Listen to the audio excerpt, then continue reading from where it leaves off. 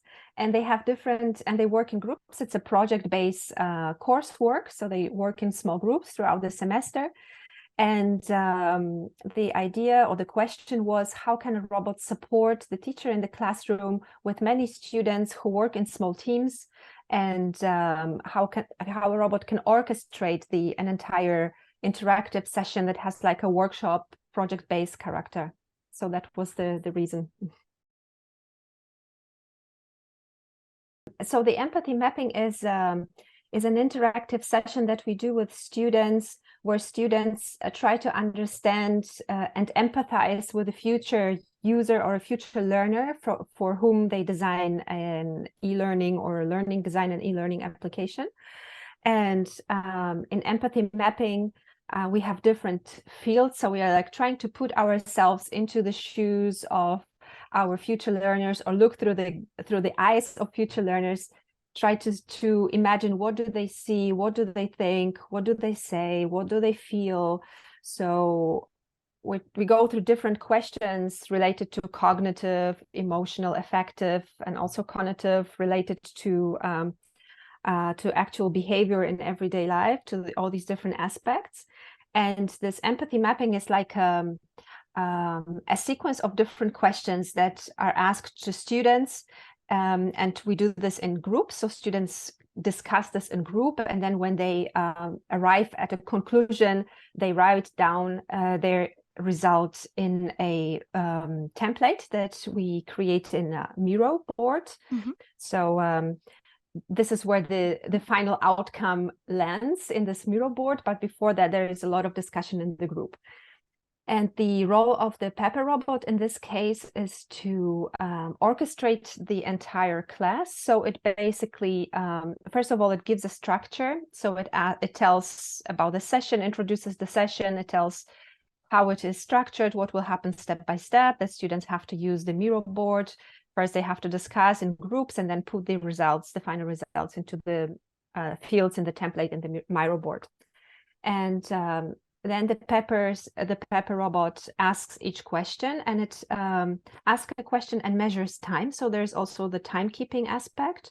So let's say we have maybe 2 minutes per question. So students know they have to discuss very quickly and arrive at some conclusion, at some consensus in the end. And the robot can also move in the class, so it can go to different groups, to different tables where students are placed, and it shows the question and an example that it is giving on the tablet. So for instance, if students want to revise a question or maybe see an example again, they can interact with the tablet. So it's asking the questions, it's providing the examples, it's timekeeping, and it's also providing some sounds. So it always signals with a gong sound when a phase is starting and a phase is ending. So it can attract students' attention.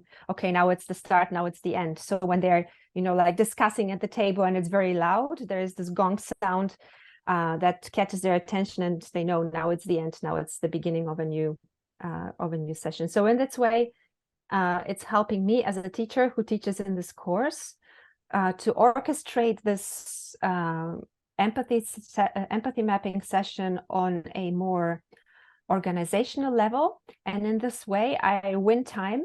I have more time to go to each table, to each group, and actually discuss with students their questions. If they, if they have some deeper level questions, maybe need some understanding, or they have something to discuss that the robot cannot provide with its example, then I can, as a teacher, jump in and help on a more personalized, individualized level.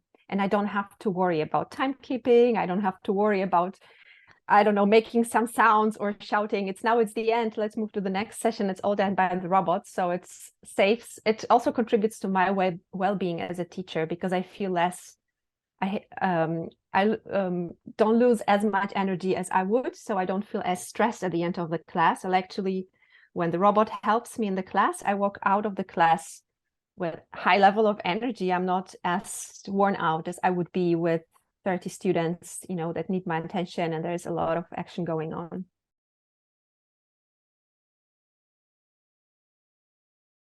If we like kind of want a list of the different roles the robot can play, the robot can be an assistant to the teacher, like I described in the example of empathy mapping. It can help me as a teacher to structure the class.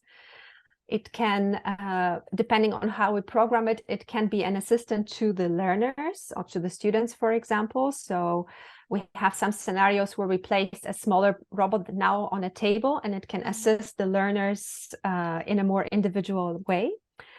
It can be also used, so robots can be used as tutees. So we're now working on a scenario where actually a student is supposed to teach something to the robot. So it's like learning by teaching. You know, you're teaching the robot to do something, and through this process you are learning yourself. So the tutee role is very interesting. Then robots, of course, can support collaborative learning. So if there's any work done in group, it can either moderate the group or be, like we said, be the member of the team, providing some input or in a positive or negative way.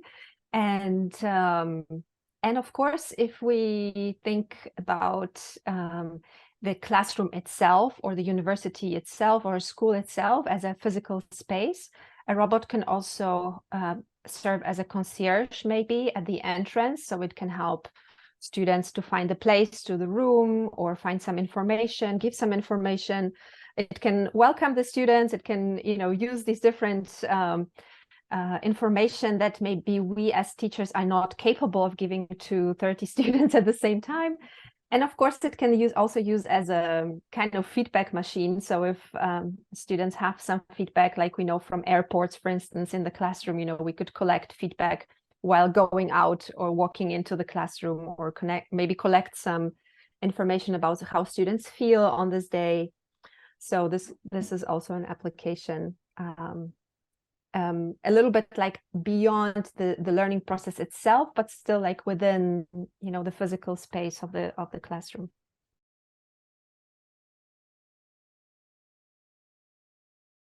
Honestly, I think most of the scenarios where we apply robots, they have some kind of game-based element. So either it can be game-based on the feedback level, the way that robot gives feedback.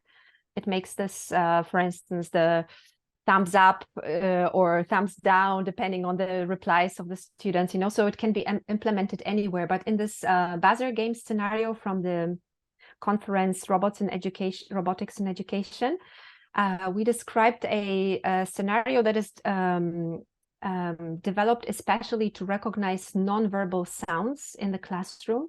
So this is a PhD project of my student. And the background here is that a lot of AI techniques are targeted towards verbal speech recognition, speech generation, speech recognition. But there's still little on nonverbal sounds, which are also very important in education. So as a teacher, for instance, in the classroom, you sense the atmosphere based not only on the verbal input of your students, but also based on the sounds that students make. If they're laughing, if they're clapping, if there's this kind of sound, you know already what is going on, right? What is the atmosphere? What is the mindset of the students on that day, or how they feel? So this is the background, and the first step in this process is teaching a robot to recognize simple mechanical sounds like the buzzer sounds. So we bought, they're like buzzer game, you know, they're just like the buttons that you can press. And we designed a scenario where there are two groups of students at different tables. And the Pepper robot is a quiz master, and it's you can just use different questions, quiz questions, basically for any content, for instance, you were teaching. And the students kind of compete in groups. So it's a group-based quiz.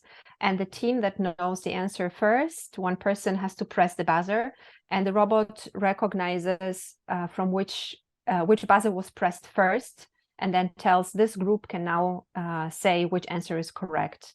And then a Pepper robot collects the points and then has a kind of like a leaderboard and a representation at the end which group won.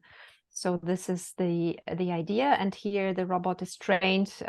We use CCN networks to train the robot to recognize the buzzer sounds. And like I said, this is just the first step in this project. In the next one, we will try to teach the robot to recognize different types of clapping and different types of sounds like effect that express emotions. So like all these different sounds that can be recognized and from which the robot can infer if the person maybe needs help, is bored, maybe needs some new input, or needs to be reminded of something, or or is just having fun, which can also be great to know. Yeah, so this is the in a nutshell, the scenario that we presented in the paper.